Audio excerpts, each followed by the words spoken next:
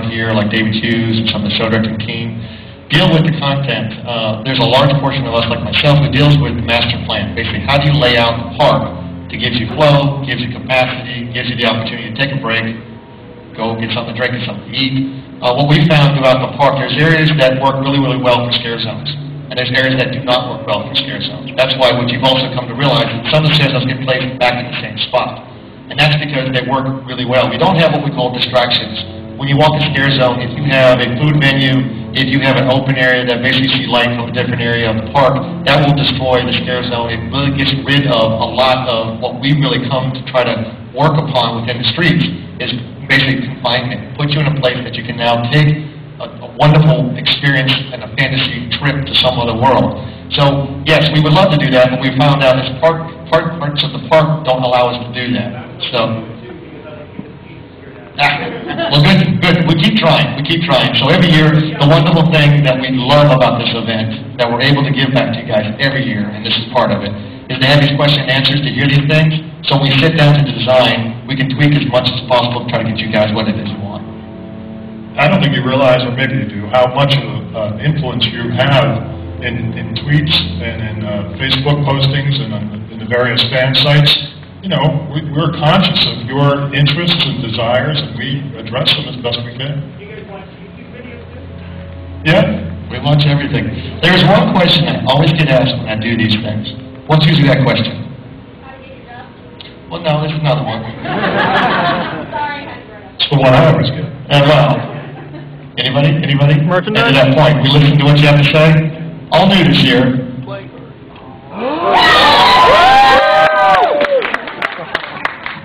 If you guys don't know this inside joke, every year we get asked, why don't you guys do hoodies? We heard you. Okay, it took us a little longer. But the reality is that this year will be a product that will be sold through our merchandise outlets. They're simple, they're classic, they basically have the 21 logo on it, but I think this is going to be quick sellers, so get them fast.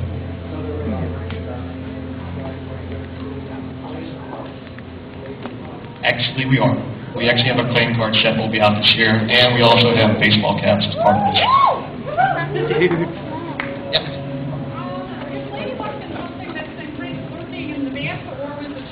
Or was the 21, was that going to be inspiration for her, or was she an idea that's been around for a while?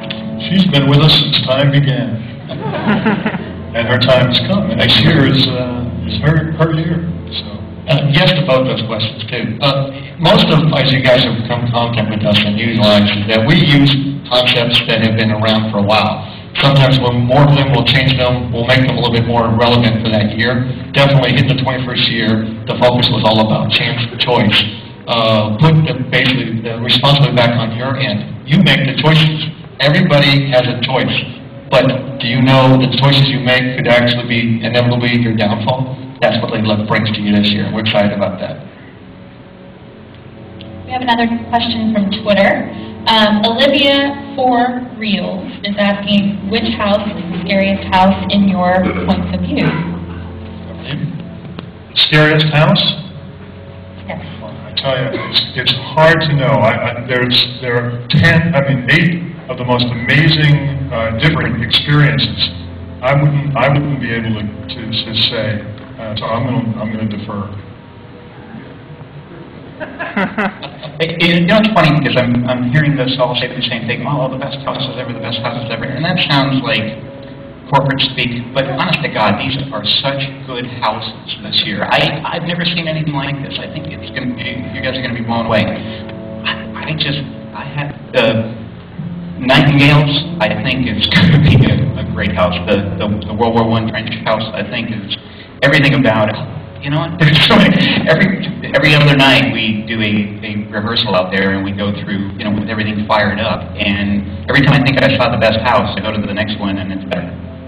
And the experiences are designed to be different and offer versatility. So, you know, you're walking through HR Blood and Guts and you're laughing at this ridiculous scene when all of a sudden a creature appears out of nowhere and you're startled and you're laughing again. So yeah, HR Blood and Guts. I mean, we've got the Feaster Bunny and Thanksgiving and Ho-Ho Homicide. So that's funny, and it's scary funny. And then you go to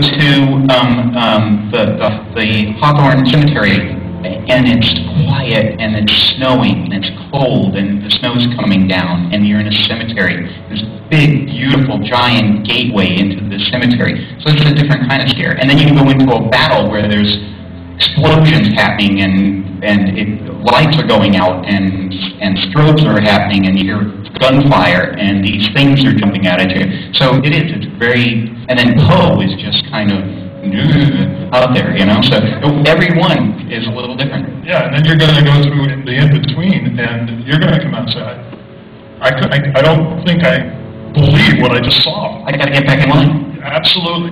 People are going to go back in line. Another question? Yep.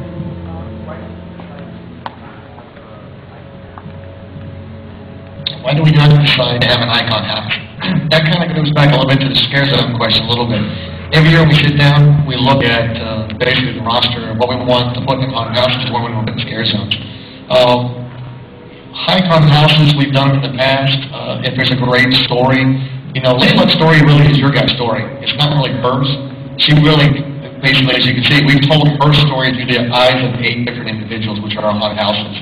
So for us, it works better as a scare zone. We come in contact with the character and the environment, less about her story. Now, somebody like Caretaker, he has a big story. You want to give him the ability to tell that story in a haunted house. So it kind of works that way. So it's not like we chose anything lower or higher. It just fits the environment and the story we want to tell. Make sense? Also, we change it up. We need to get you back here next year. So if we're too predictable, why bother to come? Over here. I have 2 for you. 2. I know a lot of time you're planning it 2 to 3 years Out. Oh, I think Salt and Steam, though, was that because last year it was so successful and you decided to make it a house, or was it pre-planned? I actually, this is the first year in about 8 years that I'm on houses. And the past 7 or 8 years I've done streets. And Saws and Steam in streets last year was mine. I designed the steampunk machine that was in the street. And Mike Aiello, senior show writer, said, I want to take that and I want to expand upon that story. And I want to tell that story more, and I want to put it in a house. And so we put it over in the Jaws queue line because it just fit. It really fits in that space really well. And steampunk is hot now. It's a cool look. I love that look. So we decided, let's take a street, which we've never done before, and turn it into a house. And my second question, I don't know if you can truly answer it, but it seems like a competitor has a lot of houses very similar to ours this year. And any idea how that might have came about, or? Well, Great minds think alike. I'll speak there a little bit. I have to say honestly, the thing that makes our event and their event also, I think, very, very well, is that we try to stay as topical and as current as possible. It's amazing that none of us have done some of these houses together before in the past. As many houses they do and we do. But I think it's just, again, strange luck with your lady luck. But I think, you know, the thing that's wonderful, like anything within the haunt industry, is that everybody takes a different angle and perspective of how they present their content. I think our content, if you see a little bit, is presented in a certain way. We're going after a lot of story and detail. We take you into the mind of Poe. Not only do you go into his works, but you actually go into the twisted mind of this tormented writer, and you come in contact with him within the house, too. So it really is a different twist. We wanted to kind of take you back into places where we've taken you in the world of Norman Bates before. We took you in his psychotic mind. So the story that we told we think is unique, even though it is a historical figure and people know a lot about him. I think what you get to see here is going to be something you don't see someplace else. Oh, over here.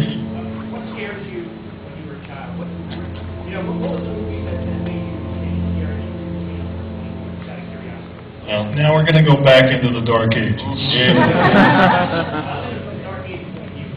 I remember as a kid living in Belmore, Long Island, going downtown to the 10-cent matinee and sitting in the front row watching House on Haunted Hill with my hands over my eyes every Saturday for like 5 weeks. So, you know, it's the startle, it's the fun. I mean, I think we were all been fans. We read the monster magazines and built the monsters. Watching Zachary on WPIX in New York, trotting out you know, the old black and white movies, much like H.R. Blood and Guts. I think that's my answer.